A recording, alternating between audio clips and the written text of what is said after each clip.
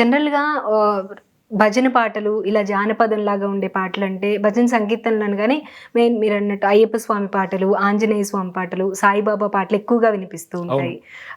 ఈ టోన్‌లో ఈ విధంగా ఉండేలాగా రాముల వారి పాట రాయాలని ఎందుకు అనిపించింది? మనకి ఇదివరకు భజనలమ్మ తాళాలతో చేసేవాళ్ళు. ఒక డోలకు తబలా పెట్టుకొని చేసేవాళ్ళు. రాను రాను అదేమైందంటే అవి వింటలేదు ఎవరు. నువ్వు శాస్త్రీయ సంగీతంలో పాడినా కూడా ఎక్కడో ఉంటారు దాని గురించి తెలిసినటువంటి వాళ్ళు. ఇప్పుడున్న జనరేషన్ ఏమిటంటే ఫాస్ట్గా ఉండాలి, మనం ఏదైనా భజనకి వెళ్ళినప్పుడు వాళ్ళు చెలించిపోవాలి, చిందులేయాలి. అలా చిందులేస్తేనే ఆ భజనలో పాడినట్టు. నువ్వెంత కమ్మగా పాడు, చిందులేసే విధంగా పాడాలి. అవును, మీరు అన్నట్లుగా ఆ బీట్ లేకపోతే ఇక వాళ్ళు మనం ఎంత బాగా పాడినా ఇక వాళ్ళకి నచ్చినట్టు లెక్క అనమాట.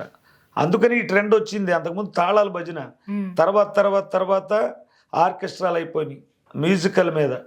ఇక ఇప్పుడు ఉర్రు తొలగిపోతున్నారు ఎక్కడ భజనలకు వెళ్ళినా.